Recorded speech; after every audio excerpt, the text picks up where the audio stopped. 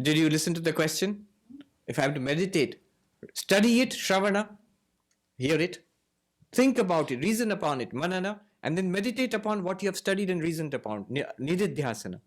But he says, suppose I sit and meditate, I am God. First of all, I don't get enough material to meditate upon. And second, if I think everything is not there and I am God, even then I feel I am not there also. I also crumble away there. So how do I meditate?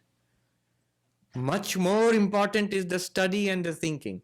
Why I do not find material for meditation is because I have not given sufficient stress there.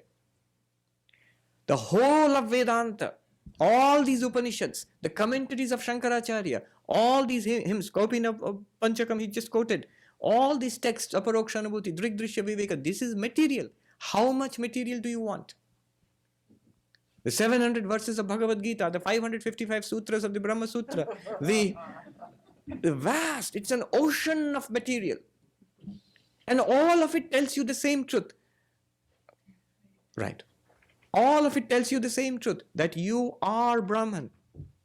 It's an enormous amount of material to meditate upon. That's one point.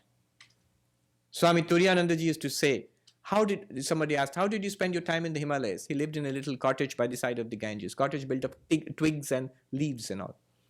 He said, part, job, dhan, part. Part means study. Japa means repeating the mantra. Dhyana means meditation.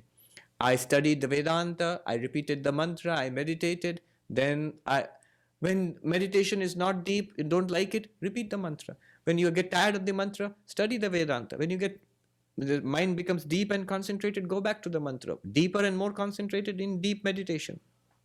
Lose your concentration, come back to studying and the mantra. And what do? He says the cycle continued day and night. Day and night the cycle continued. That's matter for meditation. He says, how did I? Oh, okay, this story. Swami Prabhavanandaji, who established the Hollywood Center in Hollywood 1930. When he was in Benares, we keep going back to Benares today.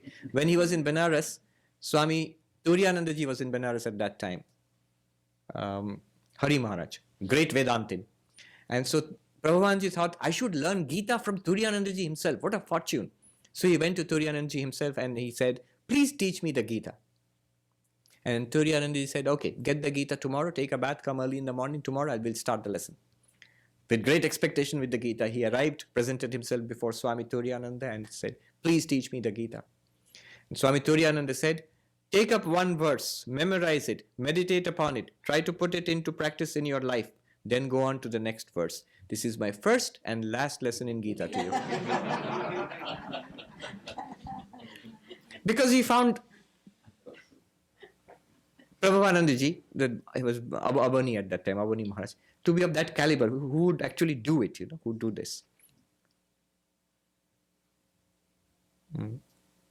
Matter for meditation. This is matter for meditation. Take up texts and think deeply about it. All of them are telling you that you are Brahman. Now the second thing is, why is it difficult? If I think that, he said, if I think the world is crumbling away, I too tend to crumble away there. You know why? The problem is, what are you thinking of yourself as? You are thinking of yourself as body and mind. As this person who is trying to meditate here. I know theoretically I'm Brahman. Now I am this body and mind. Somehow I'll become Brahman when I realize that. No, it will not work that way. When the world crumbles, body and mind also goes with it. Correct. And what is left? Here, follow this carefully. In whose vision, in whose drishti, in whose awareness, in what awareness did the world, body and mind crumble away into nothingness?